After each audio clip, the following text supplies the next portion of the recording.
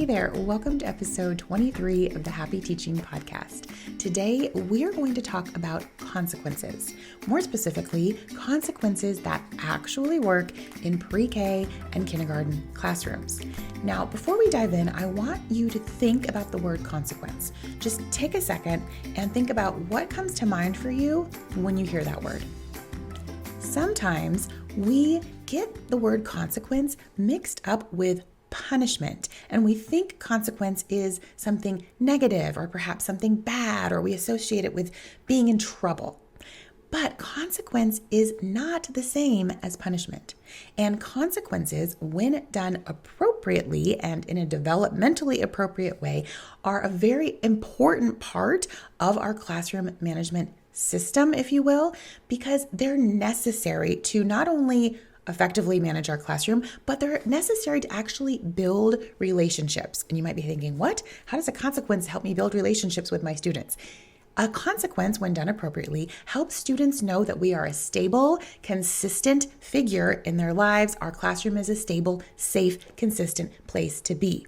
A consequence is different than a punishment. A consequence usually is something that happens more naturally, something where it's related to what is happening. If you think about yourself as an adult, you probably have consequences all throughout your day. Now, they might be big, they might be small, right? There are things in our lives where, we made a terrible choice, we have a big consequence. There are things like, do I have enough time to stop by the coffee shop before work? I'm going to risk it. I'm going to do it. I decided to do that and it made me late, which made me maybe miss a meeting. That's a natural consequence. Maybe I, got air quote in trouble for that, or I had a mark on me or something for that. You can see how maybe that's not a huge thing, but it's a natural consequence to a choice that we made. Consequences are a part of life. They do not have to be negative, and they are important in the classroom, especially when we're thinking through behaviors.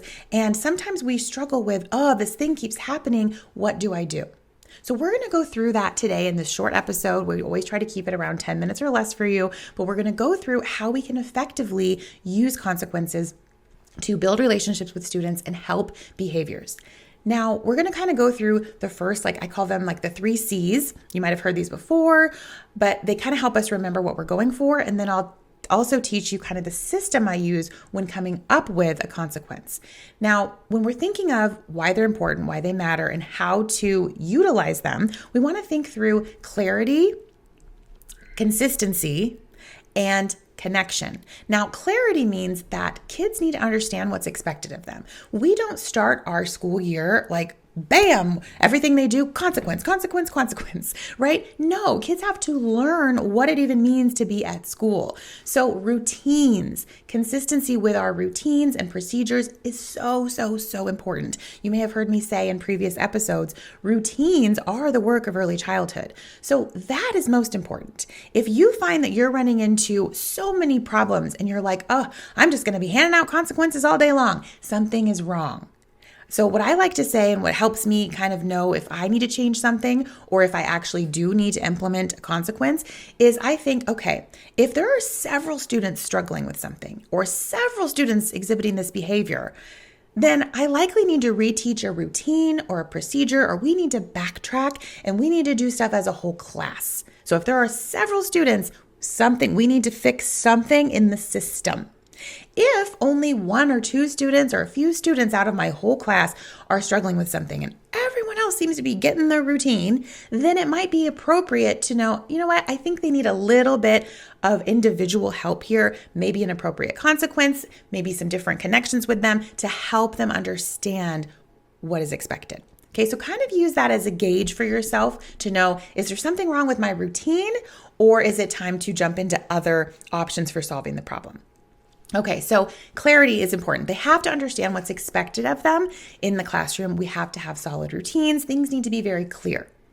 Next up, when we're thinking of these 3 C's, is consistency. If we are not consistent in what we say and what we do, it means nothing. They know what they're allowed to do, what they're not allowed to do based on how consistent we are.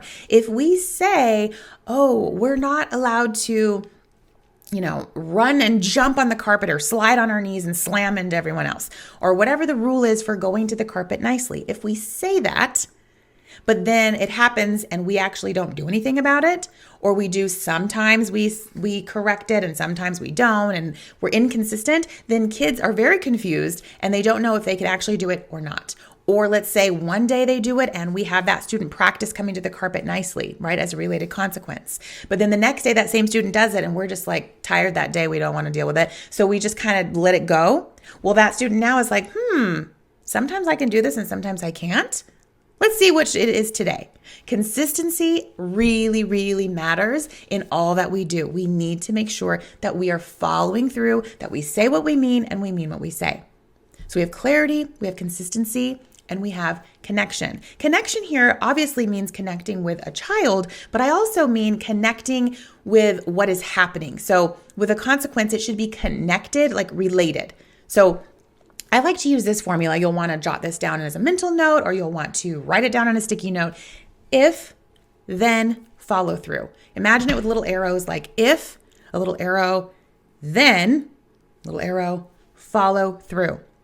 And this is a great formula for implementing related age-appropriate consequences. If you do this, then this is going to happen. We're stating that to a student and we're going to follow through. Now, of course, you probably need a lot of examples, or I know I do. I learn through examples, so I do want to give some examples here. I'm going to give some real life ones from my classroom. So let's imagine we're outside at recess. This was a true thing. On our playground, we had bark with some toys on it, and then we had a grassy area and balls and other things. There were different ways to play outside. A student kept picking up bark and throwing it in the faces of other students. They didn't like it. They asked them to stop. Now, we might think, oh, they're going to have a timeout. No more playing for you. However, that doesn't really solve this problem of throwing bark. Yeah, it removes them from playing, but it's not directly related to the bark. And we know students need to run, especially students that we might be struggling with certain behaviors. They need to run and get out that energy. So I said to the student, if you throw bark again, you are no longer allowed to play on this bark during recess today. Now, I have to follow through. Now, I say this knowing they're going to throw the bark. And what did they do? They picked it up and threw it again. So I said, oh, what happens now? And this is the most important piece, follow through. I have to do what I say. So this student was removed from the bark area. They could still play outside. This was related because it was almost more effective too. They could run on the grass, they could play with the balls, but when their friends were like, oh, let's go on the slide, the slide was on the bark. They could not go in the bark. So they were actually running into a lot of inconvenient situations that reminded them, it's because I threw the bark, I can't go over there. More than if they were just sitting on the wall, not playing at all. Because then they're like, is this over yet? Okay, I can go back. But they kept running into the reminders of, man, I made that choice. Now I don't get to do that. Another example is I had a student who was breaking his crayons in half when we were trying to do a project. He just kept snapping them in half. Now I could just take them away. That is related. Or I could just say, you're not doing this thing. But instead, I still wanted to hold the expectation, but I needed it to be related. So I said, if you break your crayons again, I am going to be your crayon keeper. I'm going to keep your crayons for you, and I will be in charge of giving them to you at my convenience, not their convenience. I'm not there to do what they asked me to do. It's going to be when I'm able and available. Of course, they broke them again, so I took the crayons. I have to follow through, or it means nothing if we don't follow through. And at my convenience, not his, I gave him one crayon at a time. And then I followed it through with, when we were ready to try again, I said, if you break your crayons, what's going to happen? We want to be so consistent that kids understand when we ask them, if you do this, what happens? They know what happens and they believe us because we've been so consistent. So I want to run through a quick reminder here as we get closer to our time here. Our episodes are always short, designed to give you quick tips and things to think about, whether you're in the car or on a break, or just need a quick episode to listen to. Remember here, for consequences, they are not a bad word. They can be done effectively and age appropriately, and they can be part of a very calm, confident, connected classroom plan. But we need clarity. We need to make sure our routines are solid. Kids understand what's expected. We also need consistency. We need to mean what we say what we mean. And we need connection. The consequences need to be related. Use an if, then, follow through statement and make sure that you're following through. Now, you might be thinking, okay, this is great. I understand it. I now know how to make sure my consequence is related. And also, you can also, of course, if you're in our free Facebook group, or maybe you're in our Print and Play Facebook group and you ever need help brainstorming, our Print and Play Facebook group, I think I said that correctly, and you ever need help brainstorming any ideas, we're always there for you. But you also might be thinking right now, well, that's great, but what if I do this and they still don't listen, or they pick up that bark and throw it in my face, or they say no and they run away from me, or they throw themselves on the ground? We know in early childhood, there are so many things that can happen. And that's why inside the Print and Play Club, you have a professional development area where you can watch on-demand trainings on all sorts of behaviors. So if this episode or another episode brings up a question, maybe we have another episode on it, but we also very likely have an actual training for you, likely a short one for you to watch. So I know we have ones on kids saying no, more unexpected behaviors, maybe more violent behaviors, kids eloping or leaving or screaming or having a tantrum. We have videos on all of those things. So if you need additional support beyond consequences, and this episode is making you think, okay, but I need this, make sure you head to the show notes. Make sure you request your invitation. If you're already a member, log in and go to the professional development area and check out all of the additional videos we have. If you have questions after this consequences episode and you want me to dive into further things in future episodes, definitely reach out, let us know. We like to plan ahead and we like to be really kind of topic specific to keep them short and sweet for you. I'm a fast talker, but you made it. You made it here to the end, a little bit over our normal time. But thank you for being here. I hope that you feel encouraged that you and your classroom, you are doing it. I know it can be tough, but remember, consequences are not a bad word.